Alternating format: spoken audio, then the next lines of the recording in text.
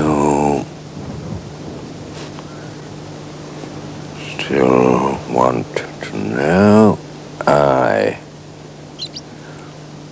still want to know. Your brother was an intelligent man.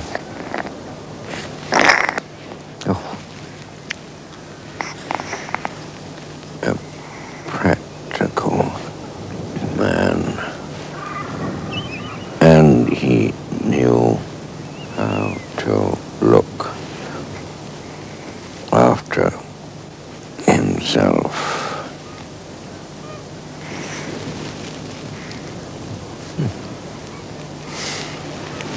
Yeah.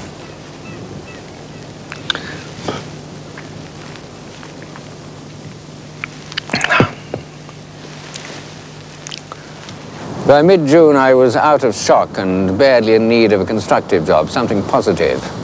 Just holding my own, which I was, didn't help morale any. So I settled for a solid roof over my head, anything not to have to agonize over the safety of the tent.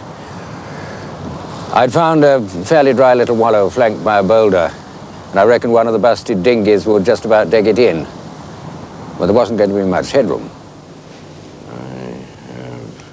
And now, seeing that I am within 10 hours of having lived my first 30 days, to take stock, I have put by more than enough of the necessaries of life to last me until the spring.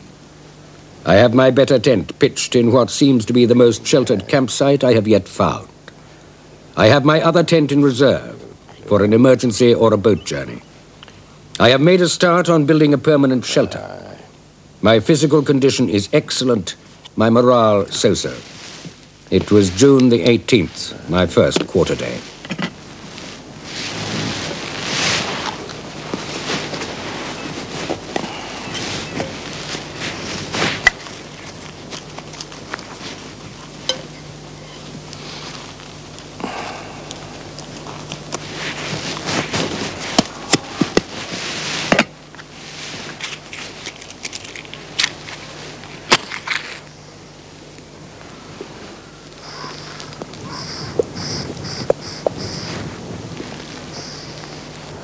This is all that's left of what I called the lodge. The boulder formed one wall, then I alternated packing cases with a tussock for the other and cemented it all with snow. And I took the dinghy and capsized it for a roof and lashed it down to a cordon of 5-gallon drums. There's the dinghy.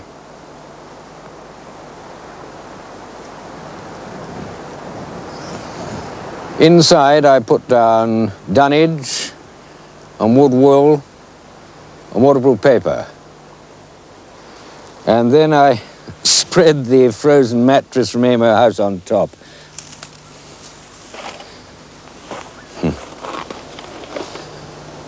I tried out the lodge on the night of July the 6th. It was cold, calm, clear, with the moon in her last quarter, very beautiful. And I couldn't take it. It wasn't the strangeness, the confinement, the pitchy dark. It was the silence and the not knowing. I'd soundproofed the lodge. I could hear nothing at all, not even the surf on the outer rocks. And I was Lazarus.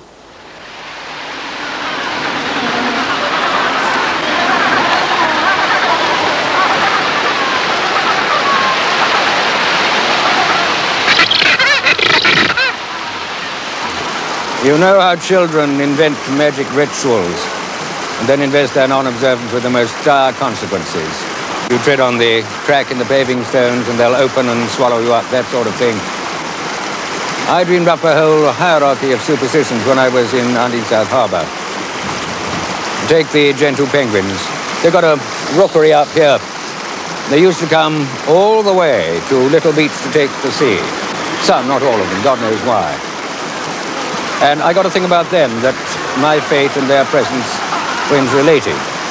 That so long as the gentoo penguins were around, and I had actually to be able to see them, I'd be all right. But if ever they took off, end of Carse. So when the day after I'd had to write off the lodge, I went for my beach walk, and I found the snow all the way from Little Beach to Long Beach, packed hard and flat by thousands and thousands of penguin prints. I was shaken to the core. The gentlemen had done a night flit and killed me. And so they had. Done a night flit, all except a few who were enough to save me. The 6th and 7th of July were bad days, and they had to be the third misfortune. I saw Sweetie with his tail feathers frozen together and unable to fly. I tried to catch him for de-icing. I couldn't, and I never saw him again. That was sad. Now that the lodge was a write-off, I was beginning to think of getting myself out. I'd have to anyway, as the sealers didn't show up in the spring. Now, here's the cove, and there's Mount Paget. And 17 miles as the crow flies over the southwest shoulder, the nearest whaling station, Grytviken. 12 miles northwest of Grytviken, 3 more whaling stations, Leith Harbour, Hoosvik, and Stromness. Now, there are 2 major sledge routes in South Georgia, a southern and a northern. The southern one leaves you stranded on the Bath Point Peninsula or Dartmouth Point. So Grytviken was out.